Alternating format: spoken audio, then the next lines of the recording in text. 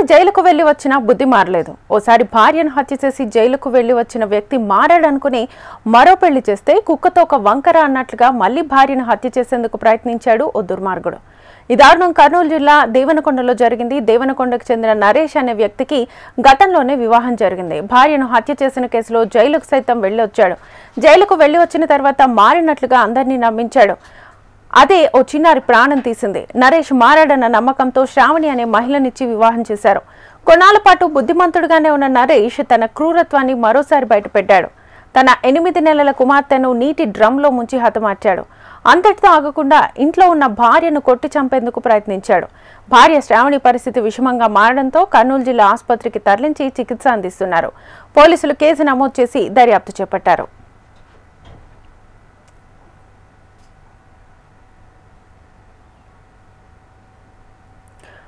ఇదే అంశానికి సంబంధించి ఫుల్ డీటెయిల్స్ మా ప్రతినిధి హరికిషన్ అడిగి తెలుసుకుందాం.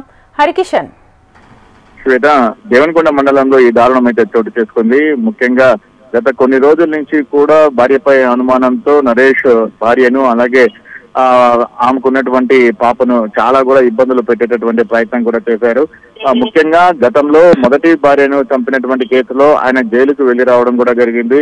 పెద్ద మనుషుల సమక్షంలో ఎవరైతే మొదటి భార్యకు సంబంధించినటువంటి వారికి 6 లక్షల రూపాయలు నష్టపరిహారం కూడా కట్టించారు. ఆ తర్వాత తాను బుద్ధిగా ఉంటానని ఇకపై ఇటువంటి అరాచకాలకు పాల్పడనని చెప్పేసి కూడా అందరికీ హామీ ఇచ్చారు. సో అందరు మారాడని చెప్పేసి కూడా మళ్ళీ ఆయన కోసం 2వ వివాహం కూడా చేయడం జరిగింది. కొన్ని రోజులు బాగానే గడిచింది. కానీ ఇటీవల అనుమానం అనేటటువంటి భూతం మళ్ళీ మెదడులో తొలచింది. ఈ నేపథ్యంలోనే భార్యపై పూర్తిగా అనుమానం పెంచుకున్నటువంటి నరేష్ సైకోగా మారాడని చెప్పేసి కూడా స్థానికులు అలాగే ఎవరైతే ఇప్పుడు 2వ భార్యకు సంబంధించినటువంటి బంధువులందరూ కూడా ఆరోపిస్తున్నారు.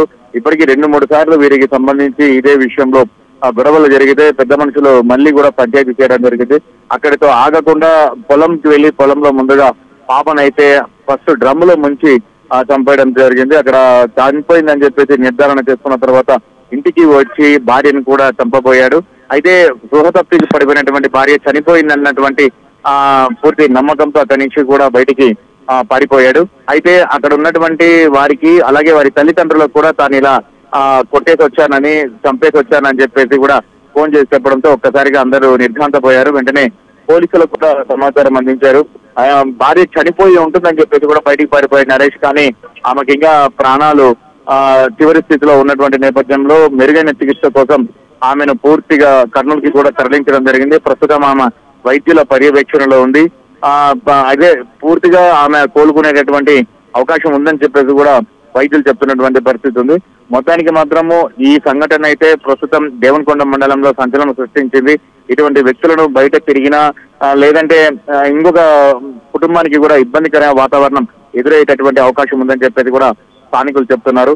ఇటువంటి వారిని అరెస్ట్ చేసి కఠినంగా శిక్షించాలని చెప్పేసి కోరుతున్నటువంటి పరిస్థితి ఉంది. శ్వేత.